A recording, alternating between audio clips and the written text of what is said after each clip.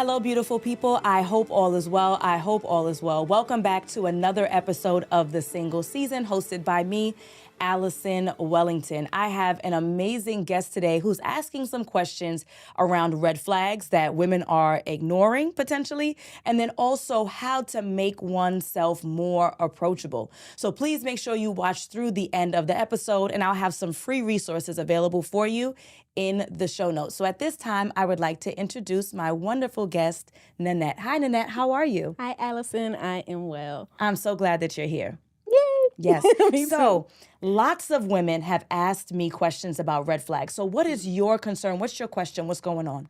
My concern is I'm in my mid-30s, still single. I've had success in relationships, but I find myself in this same cycle of being in a relationship, not being in a relationship, still back out there looking. So I guess my main concern for me, because I'm the common denominator, is are there things that I'm missing or not, red flags that I'm not paying attention to that I should be paying attention to in the dating space? Good question. So you mentioned that you've had long-term relationships before, and I'm glad you called them successful. So why do you say that those relationships were successful even though you're currently not in them? I say they're successful because they taught me about myself. They were growing, I experienced growing pains. I've learned a lot about the other person, what I want, what I don't want in a relationship. We've maintained being cordial in friendships. Like there hasn't been much toxicity in the ending of these relationships, but they're successful because I don't believe that we possess people. I think we only experience them. That's just something that I've learned and taken along the way. So that's why I would say my past relationships have been successful, even though I'm still single. Yes. Okay. So tell me, what caused the most recent relationship to end?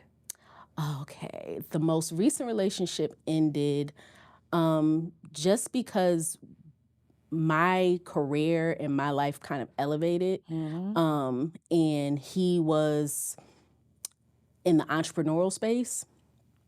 I am only recently in the entrepreneurial space. I've always maintained having a 9-to-5. I've always maintained whether I had to have a full-time and a part-time job just as a security for myself. I've always made my own money and taken care of myself. So he was just on a different path than me, and it didn't, we kind of checked each other's boxes in every area but financially. And while I never wanted to be a woman that sort of was made to feel bad for making more money than my significant other, that's what it boiled down to in the end. Him not being able to really be comfortable with that, and also him not being willing to make sacrifices in the same manner I did as it came to my career and being financially secure. So we just weren't equally yoked in the financial space. But so much so that it caused your breakup. What did that look like? How did that manifest? It really, over I'll say a year and a half, as I started making more money, we as a couple started acquiring more things, but it was one-sided. I was bringing in more money, and then there were things like whether it was moving into a house. We moved into a house, we bought 2 luxury vehicles, but it was more so coming out of my pocket. And he just wasn't really willing to make the sacrifice to maintain or keep the things that we had obtained in the course of the relationship. So it became a financial burden on me.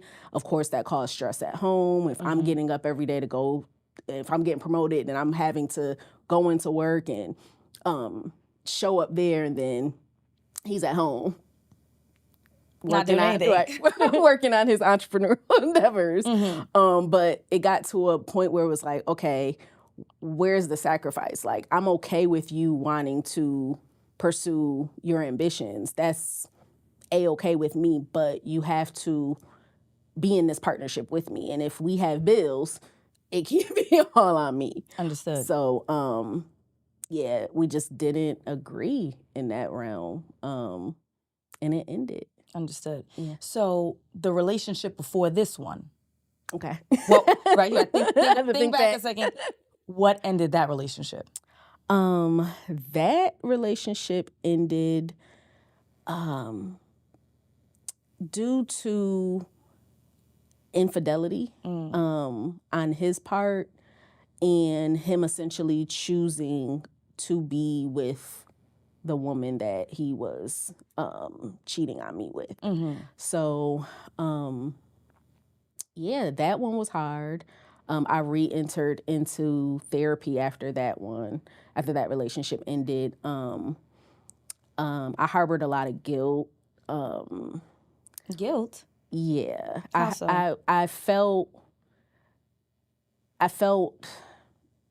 unworthy. I felt like past things that I've done, like being young, single, and free, and not really caring about other people's feelings when I was in my 20s and late teens. I felt like I was experiencing relationship karma. And it hurt me because to my knowledge, I'd never been cheated on. So, and then to have like that rejection, being that he chose someone else, like, okay, why wasn't I the one you chose? Yes. And why wasn't I the one that you decided to be with and marry and all these things? Like, what's wrong with me? But it was like maybe 3 months after that, I was speaking to a really good friend of mine, and she was like, it's very simple. You're thinking about why wasn't it you, and it's very simple. God didn't want you with him. And I was like, well, that's very profound. I was like, that makes all the sense in the world. So that's kind of just how I've led. Since then, I've kind of led like my life in that regard. Like, learning who I am through God's eyes and learning my self-worth through that lens. So I'm in a single season where I'm okay because I know that what's for me can't miss me. And if it misses me, it wasn't for me. Got you. Okay. So now that I've dug up all of the... all my dirt. All the dirt, I can give you some insight in regards to those red flags, okay? So paying attention to someone's behavior in the beginning is extremely insightful to how we can predict how they may behave. It's not 100%, it's not a guarantee. And in some cases, I wouldn't even recommend ending things because of a behavior that's questionable, but for you to pay more attention to. Okay. So let's start with the gentleman who wasn't financially sound, okay? When you met him, was he on his entrepreneurial journey? Yes, he was, but he also worked. Very shortly after meeting, he lost his job. He was laid off because it was still pandemic issues. He lost his job, and I stuck around. I didn't take that as like a red flag, where in hindsight it was like, well, we were in a global pandemic. No one knew what was, you know. Like, maybe I should have. But I never wanted to be perceived for a long time, and I had to work through this. I never wanted to be perceived like a woman that was only after money, or like not so much a gold digger, but only cared about how much a man had. So I didn't want to be seen as that. I wanted to be seen as like, oh, she was gonna hold him down like that, you know, ride or die. And I feel like it kind of backfired in some regard because I stuck around, I helped out, and I think that it crippled him. There was that mothering spirit, and I think a lot of times we do the nurturing too soon, or the nurturing without commitment. So I think that was like a red flag that I ignored, where it wasn't so much that, you know, I couldn't be there for him. I think I just did too much, and it was easy for him to take advantage of that. Understood. So some of the red flags that I would have investigated or paid attention to with this gentleman was to, and I don't know if you did already, but this is just for the general audience's benefit, is to do some real digging and investigating around the business. What is the business? What's the business plan? How do you intend on scaling the business? Now, we do have to be careful with our line of questioning, the way that we present it, because we don't want it to be as if it's an interview. Right. It needs to be like, tell me more about this business. And that sounds so exciting. And what does that look like in the long term? And wow, I can see how you can scale this. So it needs to be more of like, I am invested. I care about you and I care about your interests versus let me see your numbers. How much you made? Like you can't be aggressive with it. Because one, it's not even really your business, especially early on. But when we're talking about dating an entrepreneur, that is a dangerous investment. Simply because of what you said, you don't have the security of the 9 to 5. And so the conversation needs to be, well, what is your vision in regards to leaving the 9 to 5? What does it look like in terms of you scaling your business? Do you ever see yourself leaving your job? And if so, what does that look like? So generally speaking, when we're talking about dating entrepreneurs, it does require a little bit more digging and investigation and conversation because exactly what you said, we live in a capitalistic society. Bills are going to be knocking on our door every first of the month. So we have to be able to provide for ourselves and provide for our potential partner. So that's some more investigation I would have done. Again, in hindsight is always 2020. Secondly, the expensive things that you guys were acquiring. So, and not to say that you should be dimming your life light or you don't deserve nicer things, but if you're in a partnership, if this is your partner, you do have to take into consideration, can this person even afford this? And do I have to sacrifice for a couple of months? Do I need to shit on him with this car right now? Like, do we? And then if I know that he can't afford it, then we not getting to. So what we going to get this one nice car for now, babe. And then once things pick up in your business, let's revisit this in a year.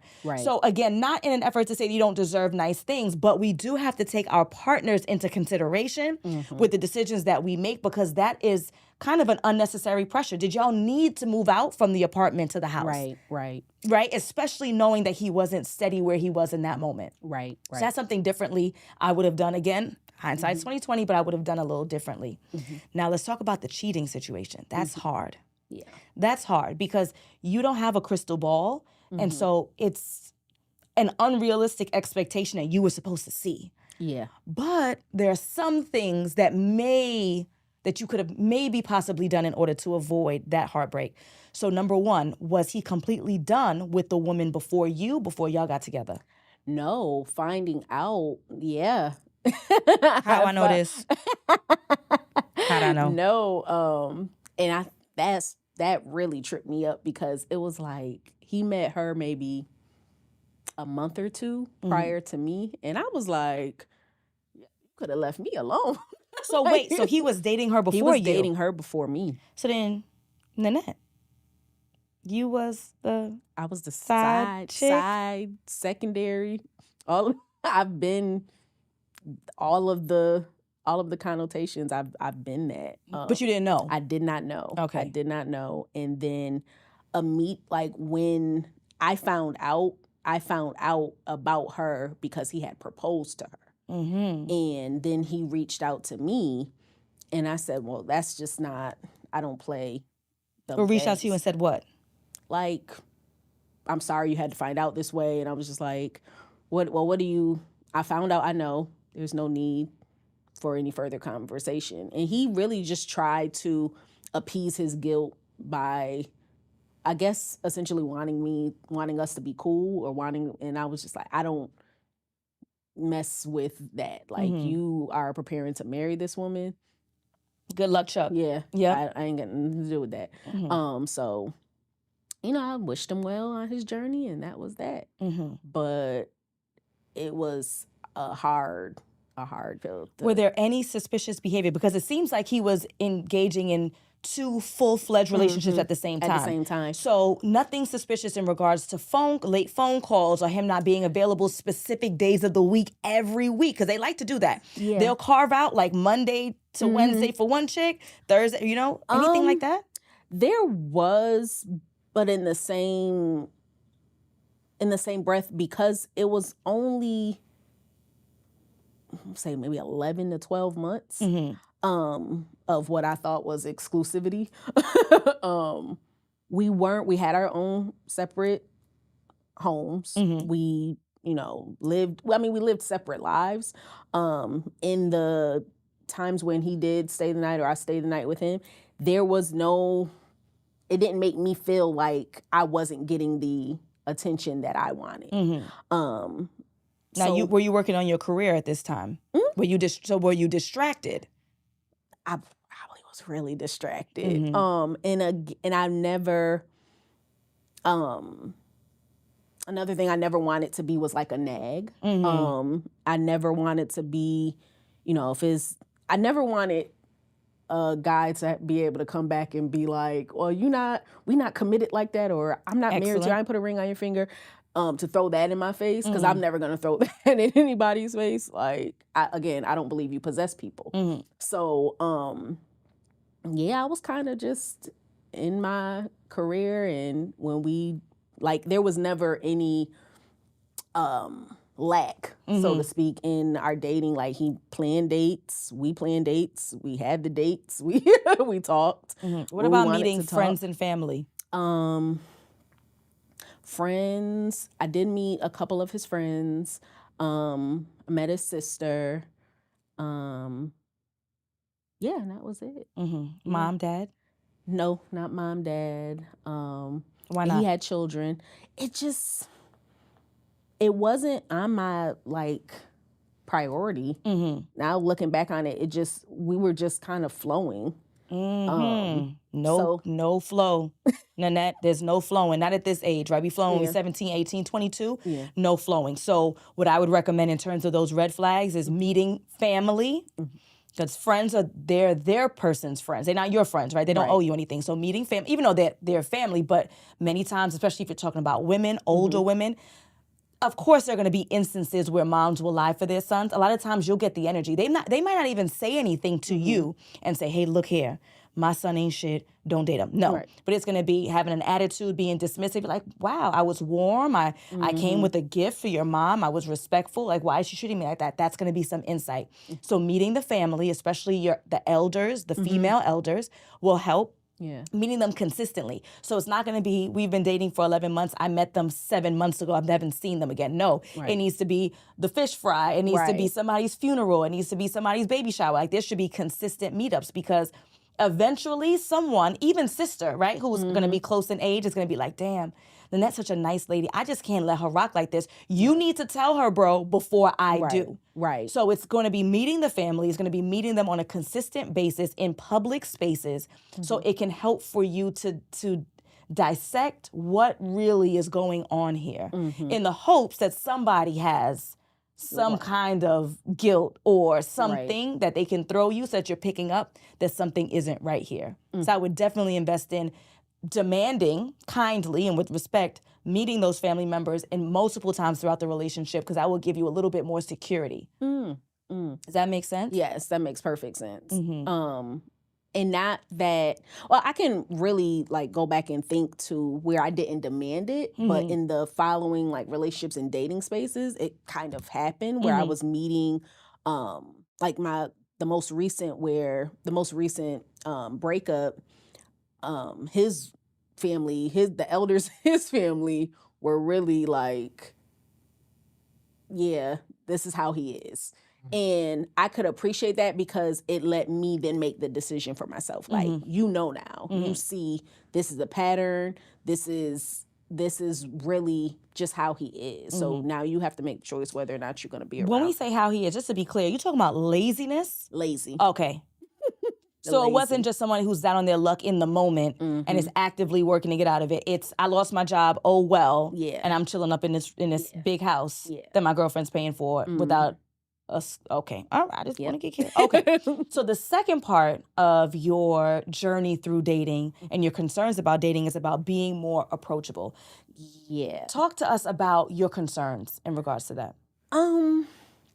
My concerns in that space, I don't have an issue meeting men. I'm very, friendly. I'm bubbly. I'm in a line of work where I'm talking to people every day. So it just gets to the point where a lot of times when men find out where I'm from, what I do, and they see me as oh, she's real cool. She's the homie. I kind of, one of two things happen. I either friend zone myself or they friend zone me, because they're like, she's not willing to do what 10 other females are willing to do, or I have to meet these standards that I'm not ready to meet.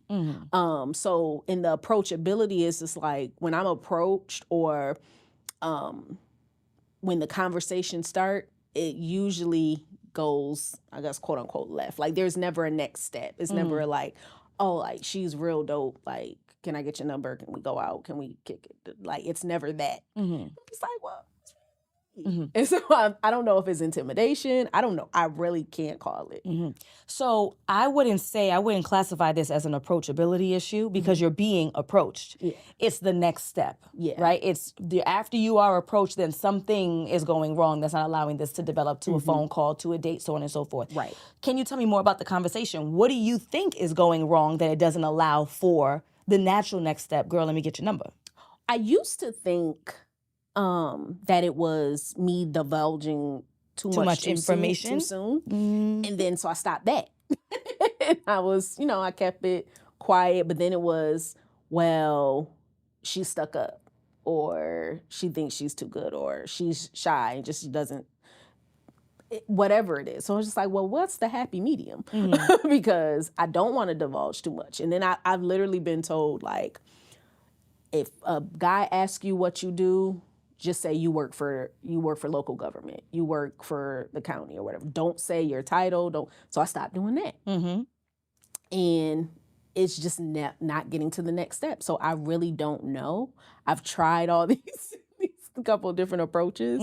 I do, because of the past situation, I don't like to divulge what I do. I don't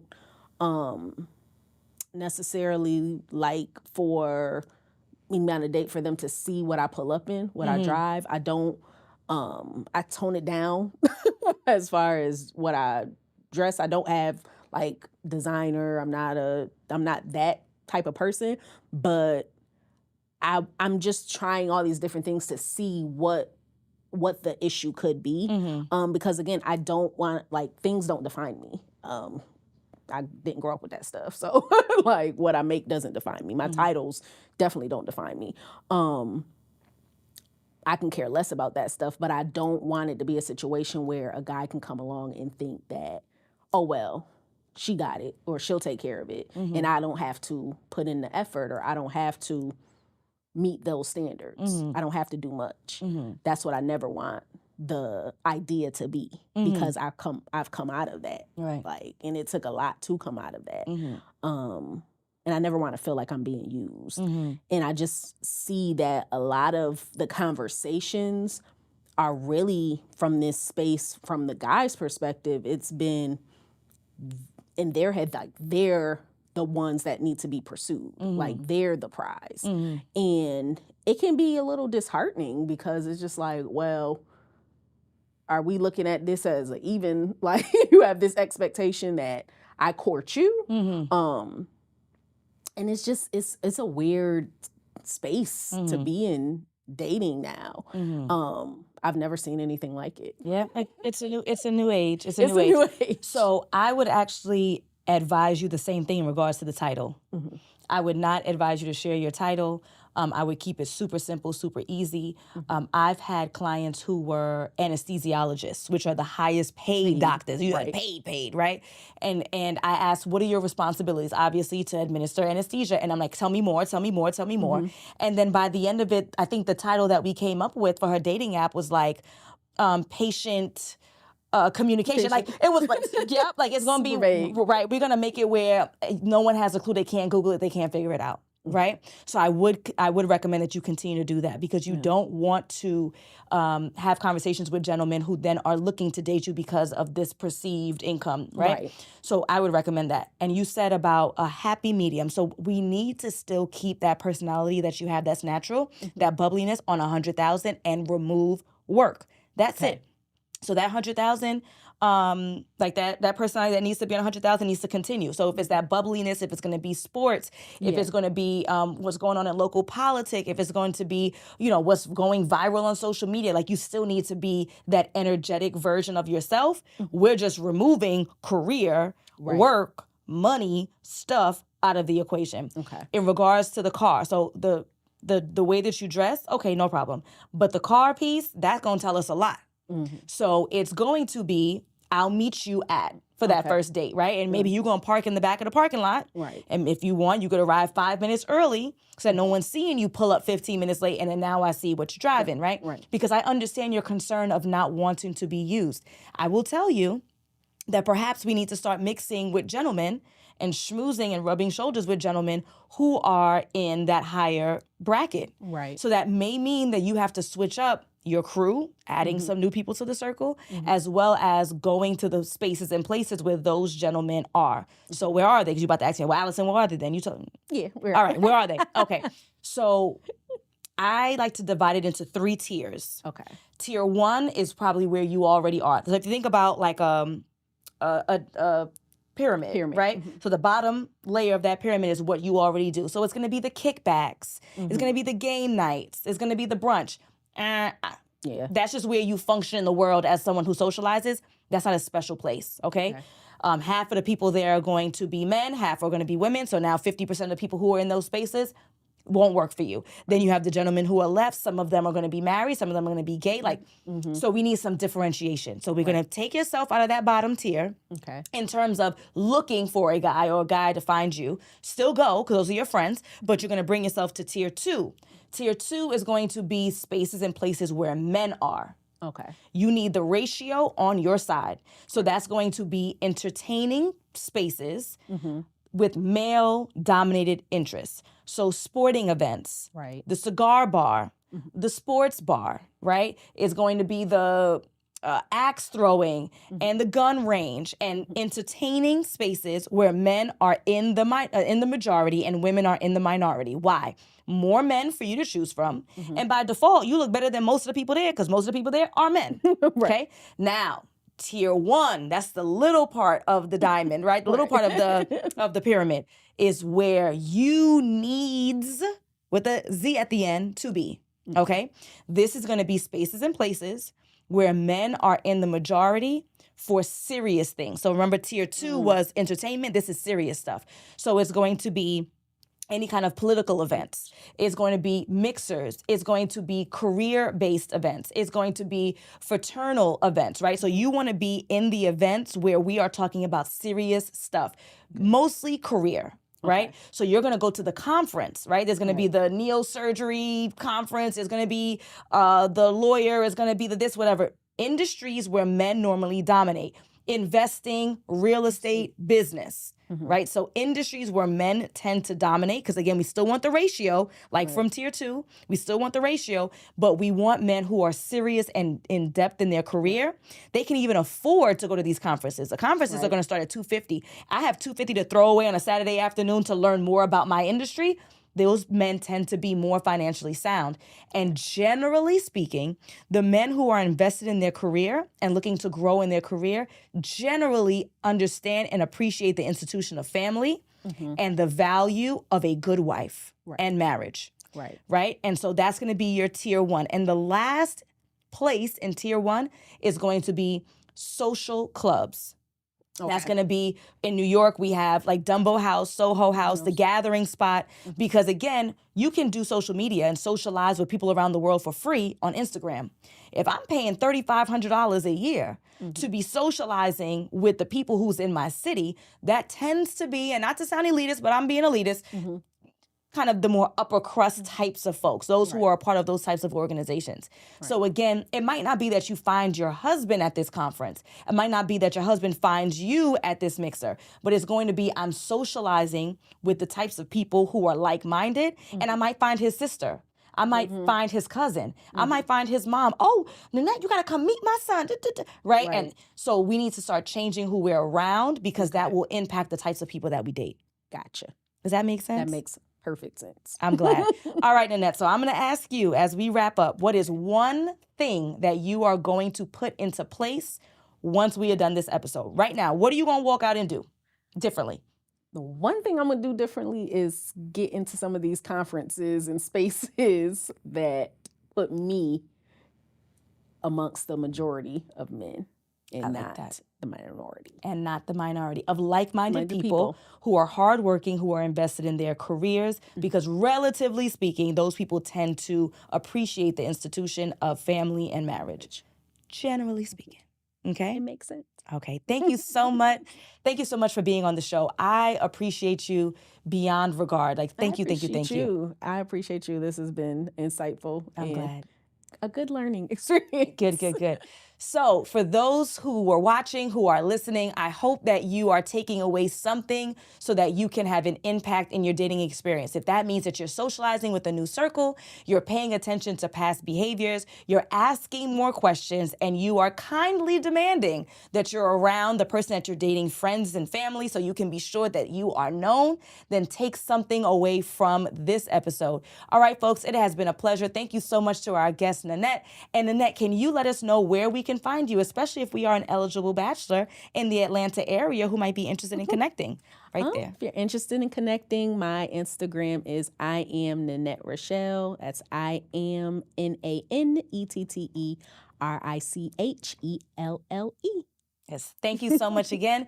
And if you are interested in any of the free resources I have available, please check out the show notes. But if you realize that you need a little bit more support, then go ahead and book a consultation at alignwithallison.com. All right, everybody. Peace.